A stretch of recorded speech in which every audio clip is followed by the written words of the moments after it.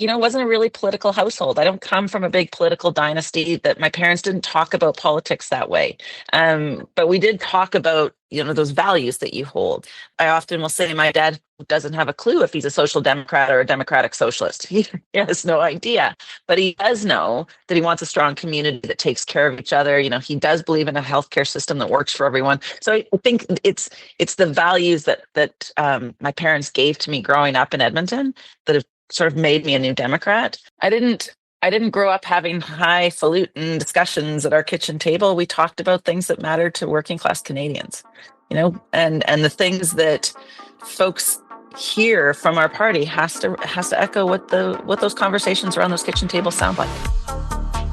Welcome to Activists Make History. My name is Peggy Nash. I've been a union activist, a feminist advocate, and for nearly a decade, a member of Parliament in Canada's House of Commons. I know what it's like to start from scratch, against the odds, in building a community campaign or running for political office. Our lives are hugely affected by political decisions, but for the underrepresented in political life, Canadian politics can seem like a secret society designed to shut them out. I'm here with a special series from Perspectives, a Canadian journal of political economy and social democracy, to lift the curtain on these electoral mysteries and show the underdogs how we can do it. In Activists Make History, I talk to activists, experts, political leaders, and those like me who've been there and done that, to show you can make real progressive change in how Canadian democracy functions so that we can win a better world through elected office. In January 2026, I invited candidates running to be the next leader of the federal NDP onto Activists Make History for conversations from the campaign trail. Since 2019, Heather McPherson's been a member of Parliament for Edmonton Strathcona, securing a once-contentious parliamentary seat through 3 federal elections. Raised in a working-class home in Edmonton, she spent more than 15 years working with Canada World Youth and the Alberta Council for Global Cooperation before entering politics. Elected in 2019, she's turned her Edmonton Strathcona riding into an orange stronghold and built herself a reputation as a principled and effective voice in Parliament. Heather, welcome to Activists Make History. Thank you for being here today. Oh, it's my pleasure. I'm happy to be here.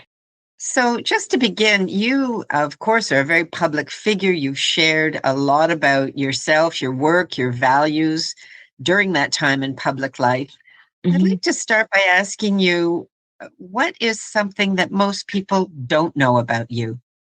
Oh, what is something that people don't know about me? I guess there's a few things. One thing I will say that's a little bit sad, and then maybe I'll tell one that's a little bit happier. But one of the things that is a bit sad is I am a cancer survivor. It is something that I think spurred me to be engaged in politics. There's really nothing like a cancer diagnosis to make you realize that time's not unlimited. And if you're going to do things, you better get to work. So that's something I think a lot of folks don't know. The other thing that I think is very, very entertaining. I was a synchronized swimmer when I was young, and I just found out recently that I competed against Marit Stiles. We have a strong synchronized Ontario NDP leader. Yeah, which is kind of interesting. Now, something I know about you, and you have shared this, is that you come from a working class family in Alberta, and how do you think that has shaped your approach to politics and what you bring to political life? Yeah, I mean, I grew up in a house with, my dad was a truck driver. My mom was a teacher who stayed home to raise my 2 brothers and I. The middle child of 2 brothers. So I learned how to be pretty tough pretty early on. It wasn't a really political household. I don't come from a big political dynasty that my parents didn't talk about politics that way. But we did talk about, those values that you hold. I often will say my dad doesn't have a clue if he's a social democrat or a democratic socialist. He has no idea, but he does know that he wants a strong community that takes care of each other. He does believe in a healthcare system that works for everyone. So I think it's the values that my parents gave to me growing up in Edmonton that have sort of made me a New Democrat. I think it's also, I've got a pretty big streak, and I always sort of attribute this a little bit to my Scottish heritage, but maybe it's having two brothers.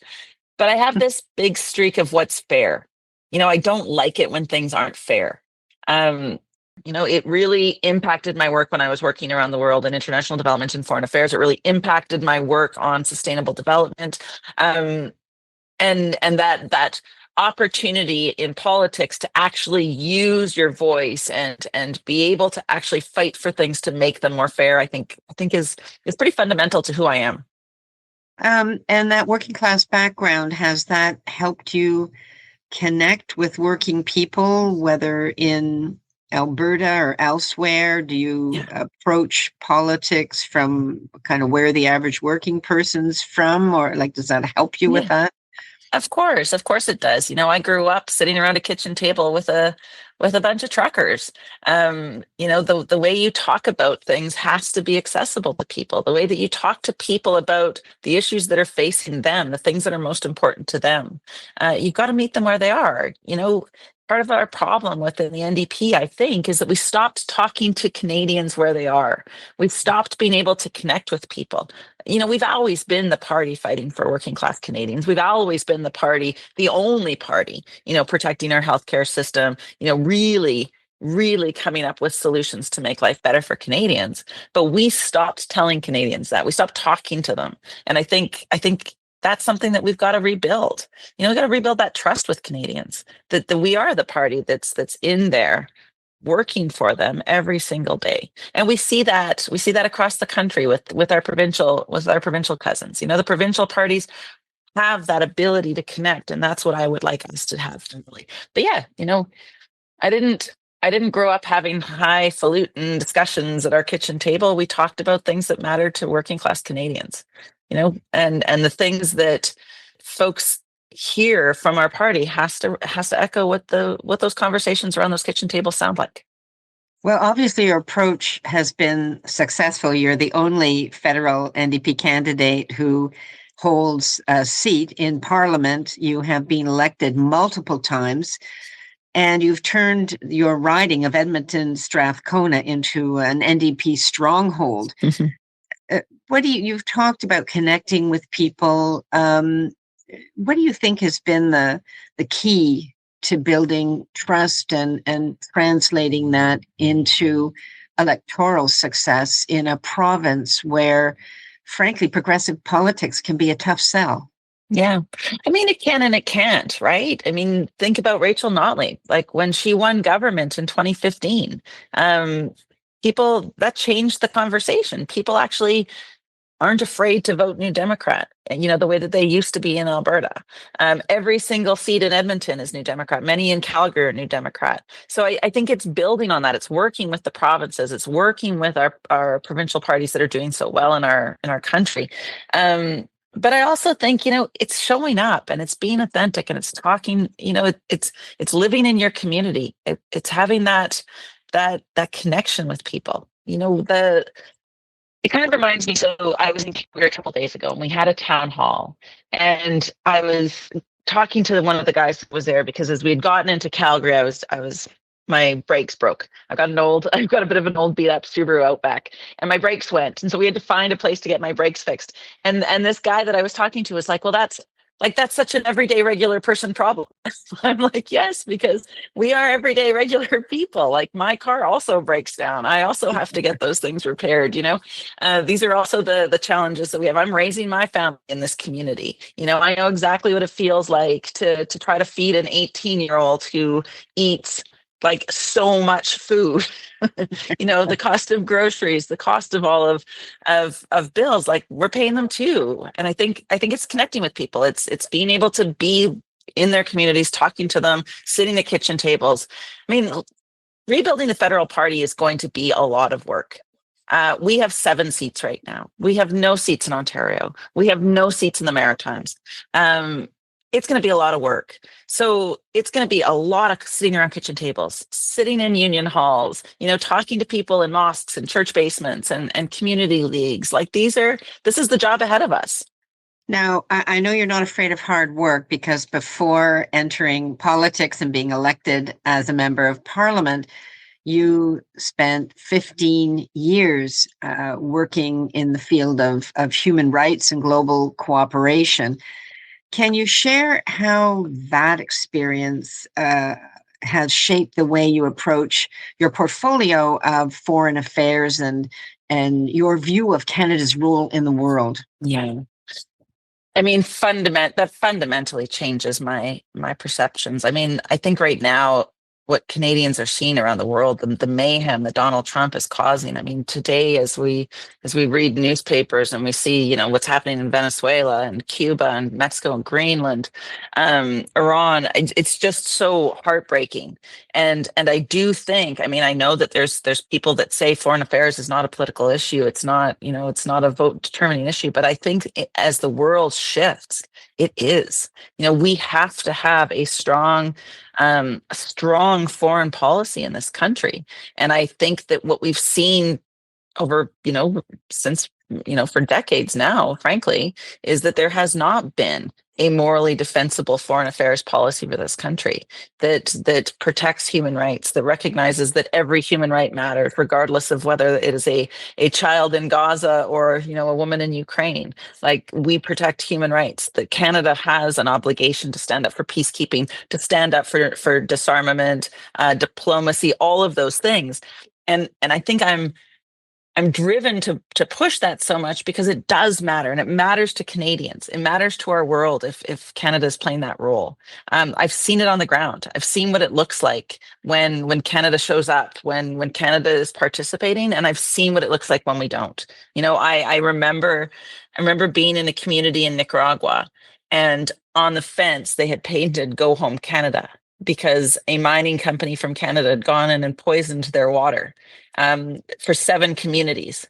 This is stuff that we can't be doing this stuff anymore. We have to be the country that stands up for these things. We have to be the country that pushes back, especially at a moment in time that we're seeing right now. The rise of fascism with Donald Trump, the rise of authoritarianism, the total disregard for the international rules-based order.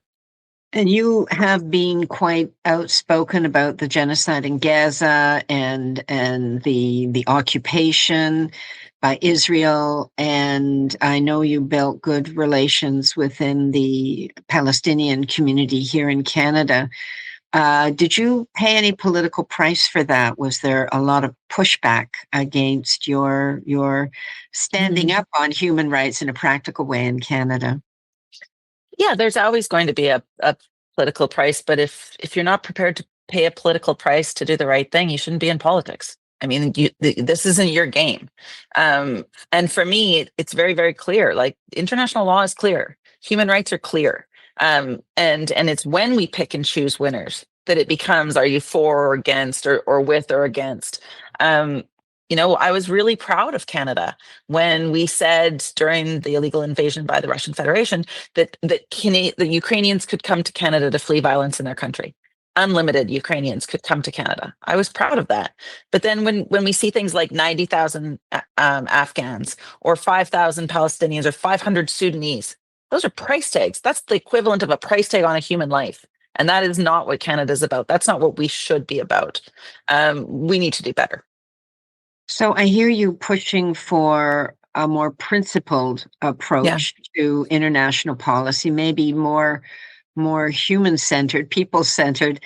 If you were leading the party, where would you see Canada on the world stage, especially given the destabilization of world norms? You've described some of them by President Trump. Yeah. And it is complicated. And right now things are moving incredibly fast. Like, every day it feels like there's something new that is breaking those norms that we have depended on, that we have believed to be infallible since the Second World War, and they are changing. So as a country, we've got to be mobile, and we've got to be, resolute in our stance. I don't envy Mark Carney some of the decisions that he's making. Like, this is complicated. I will say we do need to develop new trade relations. We do need to work in the region, in the European region, the African Union, to develop new trade relations. But we can't stop protecting human rights. Like there has to be human rights written into those trade relationships that we've had before, we've had with countries around the world. Those things need to be part of how we develop it. We cannot prioritize trade over every other thing, and that's what we're seeing at the moment. Now, I would also say too that if you are looking at our foreign policy writ large and how we are managing to deal with the threats that we are seeing from Donald Trump and others, we also need to be investing in international development. We need to be investing in diplomacy and peacekeeping. Justin Trudeau promised hundreds of peacekeepers would be deployed from Canada. We don't have that. We don't have that reputation anymore. We have not even had the bravery to go as an observer to nuclear disarmament discussions. That the Canada that used to be a leader in disarmament, that was a leader in terms of land, getting rid of landmines and cluster munitions, is now a laggard in those things. We also need to recognize a foreign policy that is unbalanced doesn't work. So trade is part of that. Trade is a big part of that. But so is defense, so is development, and so is diplomacy. And when we see a disproportionate effort on trade and defense and cuts to international development, cuts to diplomacy, a failure to meet our obligations there, that still can't stand. You're not going to get a good trade relationship, for example, with the African Union if countries within the African Union see that we have pulled back on our obligations to support development work. It is a balance. Diplomacy and trade are tied. There's such a vacuum of aid and support right now in Africa, of course, because of all the cuts made by the U.S. Yeah. But we also see the impact here in Canada in the economy, but also things like using the notwithstanding clause especially in Alberta, to override human rights, override collective bargaining. Canada's such a big country, and there are so many issues in different parts of the country. I'm wondering if you can share with us some of your experiences being on the road in this campaign. It's really, I think, a unique opportunity, just like a local election campaign is a unique opportunity to really get to know people. A federal leadership campaign is a unique opportunity to meet people all across this vast country. Yeah. Are there a couple of experiences that really stand out for you, connections that made an impact on you? Yeah, there have been. I mean, you're right. It's a pretty special thing to get to travel across the country and speak to people about their vision for our country. It is a gift. And you go to places that you maybe wouldn't go. One of my experiences was going up to Sudbury and speaking to folks there and speaking to housing experts there that are talking about the unprecedented number of people that are unhoused in Sudbury right now, and that the fastest growing population of unhoused people are seniors who have never been unhoused before. The second highest population is 14, 15, and 16-year-old. Like these are kids that are unhoused in our communities. In a very cold winter. In a very cold place. Like that hurts me. Like that hits my heart. I mean, yeah, there's been all sorts of hopeful moments. There's been moments, pub nights or town halls where people are filling the room and they're excited and they want to be there and they want to rebuild the party and they're happy. But there's also those moments of heartbreak. We had a Zoom call to talk about the notwithstanding clause and the attack on trans kids from Danielle Smith. And we had over 400 people sign up to be part of that. And it was, a little bit funny, but at one point I'm sitting on this Zoom call and there's all these, older white men who somebody described on the call as being follically challenged, but you hate it. You hate feeling this thing, but I was like, oh no, like I don't want this to be a place where people will be attacked. I don't, I was worried. You don't want to alienate those folks, yeah. But I was worried about what certain people were going to say on the call, and that people were feeling protected and whatnot. And it was so awesome because we had a bit of a presentation, and then we asked for questions, and some of these guys put up their hands right away, and I thought, okay, well, let's do this. And all they wanted to know, like they were not trans, they were not from Alberta, but they wanted to find ways to protect trans kids in our community. They wanted to, they wanted to say, one guy was like, well, how do we stop other sports from coming to Alberta like Skate Canada did? Or, what if we went door knocking in rural communities and just talked to people? Like, it was so amazing. Like, it was so beautiful. Like, I loved it. And so there's all sorts of things like that. The world is scary. And what we are seeing in Canada with conservative leaders like Danielle Smith, Scott Moe, Doug Ford are scary. But I fundamentally believe that Canadians, that's not who Canadians are. And given the opportunity to vote for something better, given the opportunity to fight for something better, Canadians step up. And so it's been so nice to see. It's been so beautiful. Yeah, what a great opportunity. It is one of the gifts of putting yourself out there as a candidate, especially for leadership. Yeah. Now, coming from a working class family, you must feel, at least I feel, that it's a bit shocking, bracing that so many working people are voting for conservative leaders like, say, Doug Ford or Danielle Smith or Donald Trump in the States. What do you think the NDP needs to do now, especially in Canada, to rebuild, to reach out, to reconnect with people, and to reassume not just a place of opposition, but really win over the hearts and minds of Canadians and keep focused on the goal of winning government? Yeah. And I'll even expand that. I mean, for me, I read an article today that talked about how young people, young working class Canadians are going to the Conservatives. And that, again, like, just baffles my mind. But I think what it comes down to is that Pierre Poilievre told a story of he had a simple message of how he was proposing to fix things, and people heard that message. I think our problem is that we are, we've got the best policies, we've got the best candidates, we've got the best. If that was what won elections, we would win every single time. But we've got to be able to talk to people. We've got to talk to people in ways that they can hear us. And I think we stopped doing that. Like, I think we started to be this pure, intellectual, centered in urban centers across the country. We stopped talking to people at their kitchen tables. We stopped talking to people about the things that matter to them. And that's got to change. Canadians, one thing I have heard across this country, people are worried about housing, they're worried about healthcare, and they're worried about the cost of living.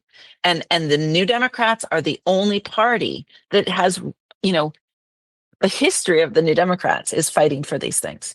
Jack Layton was a champion on housing. That was his whole, he was so brilliant on that stuff. Tommy Douglas is why we have Medicare. The New Democrats are why we have that. We've got to start talking to people about those things again and how we're going to fix it. Like, what is the plan?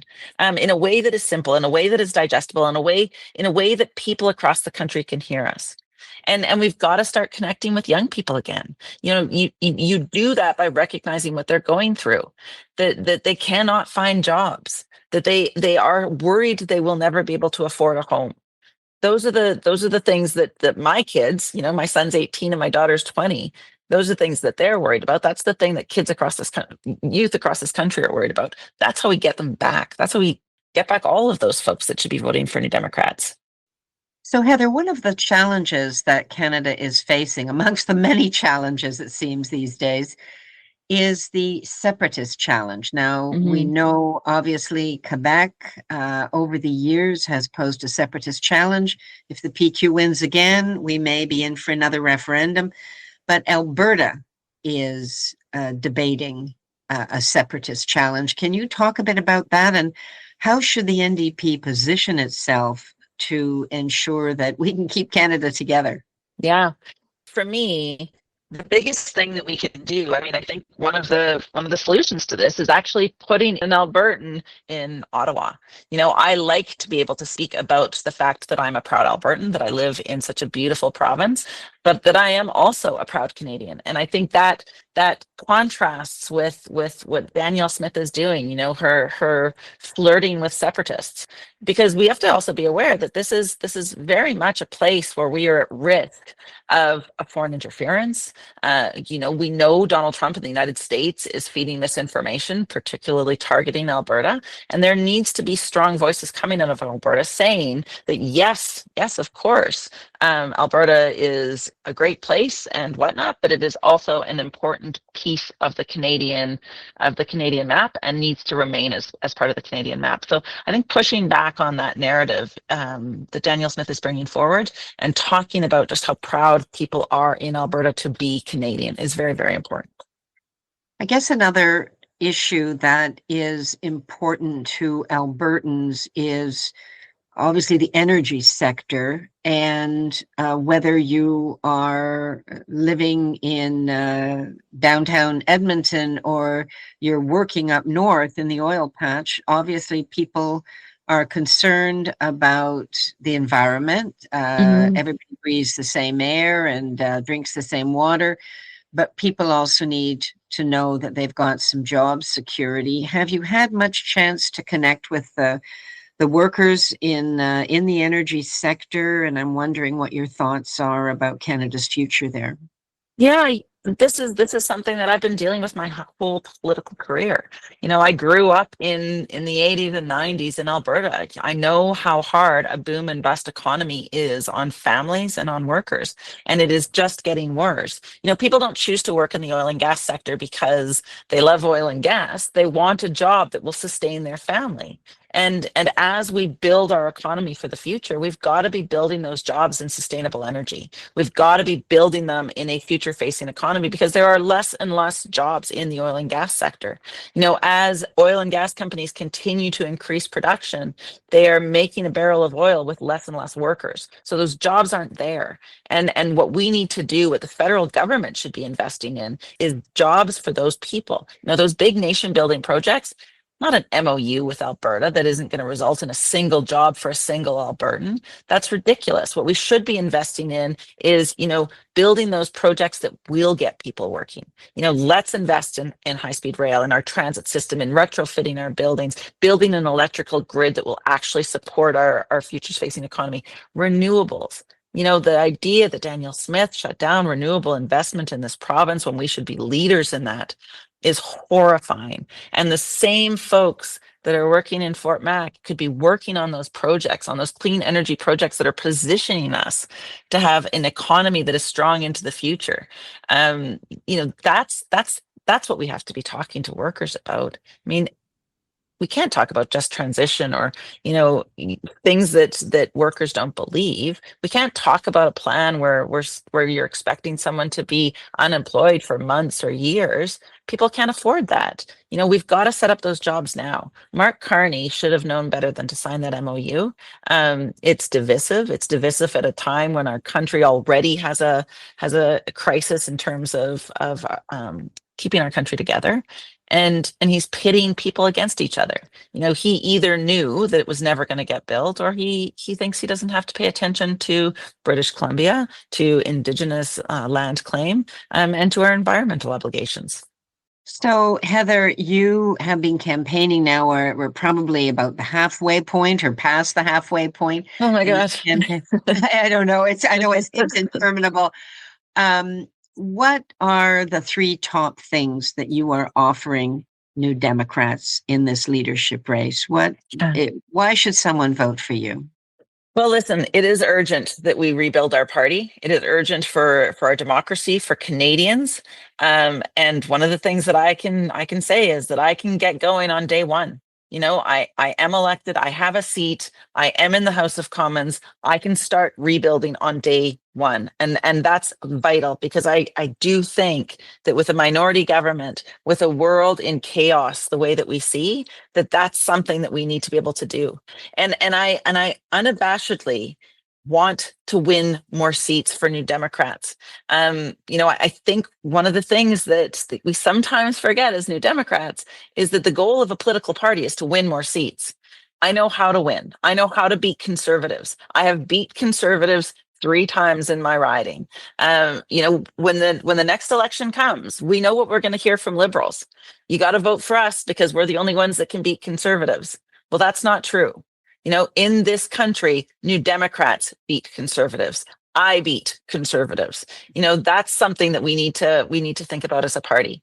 And then, I guess for the third thing, what I would say is my goal is to build this party up. My goal is to get regional organization happening, to take the model that we used in Edmonton Strathcona and build that out across the country, to use the resources in the ridings that we have success and use those examples to build that out.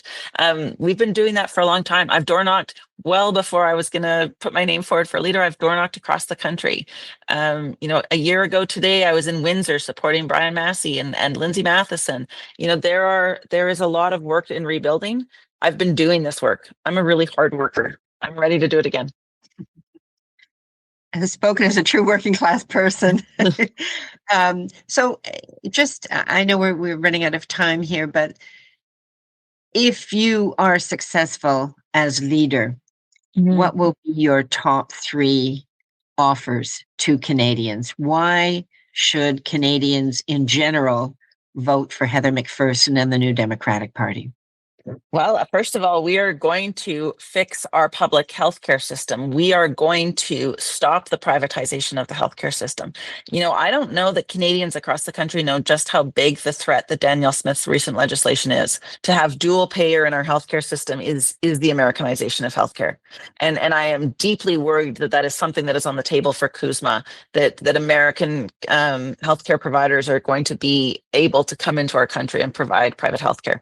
That's a big issue. And I'm not saying that privatization is the only problem in our healthcare system. There are a number of things, but there is one thing Canadians can trust, and that is that New Democrats will always fight for and protect our healthcare system. The second thing has got to be housing. I mean, we've got to deal with the housing emergency that is in this country. That is something that is affecting every single Canadian. We've got to get investment out of housing, the corporatization of housing, the use of REITs, the use of AI, the lack of protection for renters, no affordable housing that is being built, like true affordable housing where people are spending 30% or less of their income on housing, all of that. So healthcare and housing have to be first and second. And then the next thing that we've got to do as a country is we've got to address the cost of living crisis. And that's 2 ways. That's both by making sure that people can afford to pay their bills, by making sure our wages are increasing, whether that be a minimum wage strategy that we have across the country, whether that be giving workers rights enshrined in law so that they actually can bargain for better working conditions and salaries. But we also need to be dealing with the overwhelming cost of living in terms of the groceries, in terms of telecommunications and other things that people have to pay for. Thank you. I hope we get into that election where these are the issues that people are talking about rather than one personality and no options. So I guess just my last question to you is how can people stay connected with you if people want to sign up? I guess you have to be a member if you're going to vote in the leadership campaign. How would people do that? How do they reach you? Yeah, so we're running out of time. The deadline to become a member, to renew your membership or to become a member is January 28th. And of course, you can go to heathermcpherson.ca to sign up to be a member. It's also how you can volunteer. It's how you can donate to our campaign. We've got people working on our campaign across the country. It's really exciting. And there's lots of different opportunities if people want to get involved. I feel like this moment in time is really an opportunity for our party to rebuild, an opportunity for us to decide, what is the direction we want to go in? Do we want to be a club with, the conscience of Parliament, or do we want to actually win more seats and actually start delivering things? And my goal is to win more seats and start delivering. That's what I want to do. So if people want to get involved, they can go to heathermcpherson.ca. Thank you so much. That was Heather McPherson, Member of Parliament for Edmonton Strathcona and candidate running to be the next leader of the federal NDP. Activists Make History is a special podcast series from Perspectives, a Canadian journal of political economy and social democracy, a publication and production of the Broadbent Institute. This show could not have been made possible without the generous contribution of Unifor, Canada's largest private sector union. If you'd like to hear more from Activists Make History, share and subscribe to Perspectives Journal on all major podcast platforms, as well as Press Progress's Sources podcast that digs deeper into the news stories you won't find in the major papers. The Perspectives Journal podcast and Sources are proud members of the Harbinger Media Network, Canada's progressive podcast community. Once again, I'm Peggy Nash, your host for Activists Make History and proud member of the Broadbent Institute's Board of Directors. You can read my latest book, Women United, Stories of Women's Struggles for Equality in the Canadian Auto Workers Union, from Between the Lines Books.